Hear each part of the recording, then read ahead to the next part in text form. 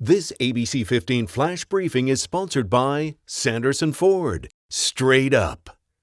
Hello, I'm Faye Fredericks with your top stories from ABC 15 Arizona. We start with the latest on the coronavirus. Cases of the Omicron variant now expanding to more states. At least 5 additional states now reporting confirmed cases, and experts expect that number to increase. Health officials say Omicron could become the dominant variant here in the U.S., but say they're still more worried about the current dominant Delta strain.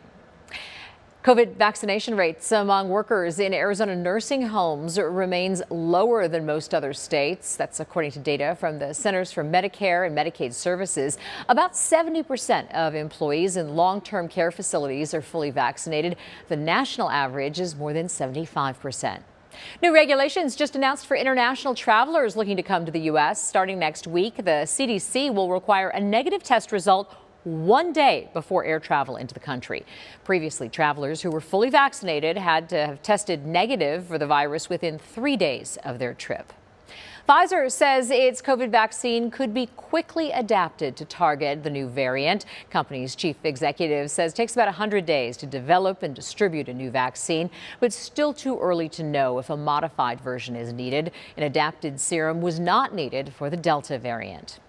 New details now following the escape of 2 inmates from a Florence prison. Happened earlier this year, and now we're learning that the Department of Corrections is taking additional security measures to try to prevent this from happening again.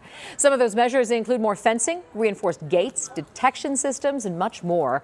The inmates escaped for 5 days back in January. They were eventually captured in Coolidge. Officials say the pair knocked down an AC unit and broke through a prison wall to get to a tool shed. That's where they stole items to cut through the facility's fencing.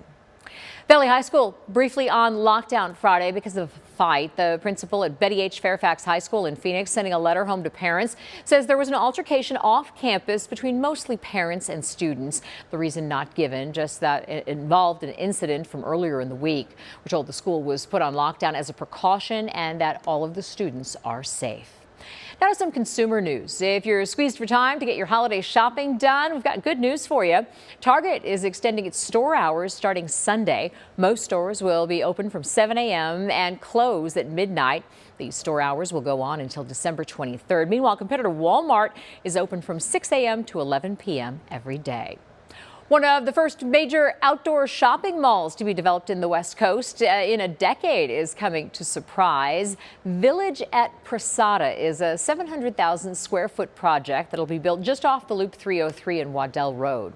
The $500 million development will house major retailers like Ulta and Home Goods, as well as feature a restaurant row and entertainment options next to a planned multi-family project. Una chica americana, ahora va andando por la calle.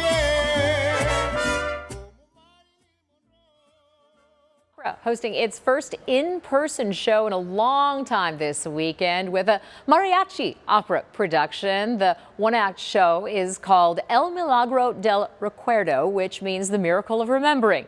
Set around Christmas time, the show explores the themes of traditions, family, and dreams while dealing with life-changing decisions. It's sung entirely in Spanish, though there will be English subtitles during the show. We spoke with members of the cast about what they hope audiences will get out of it. I want them to have that no matter where your home is, where your family is. That's where you're gonna have your heart. Your heart is where the family is, you know. Always, right? Performances start tonight at the Herberger Theater Center in downtown Phoenix, run all weekend. Tickets start at $30.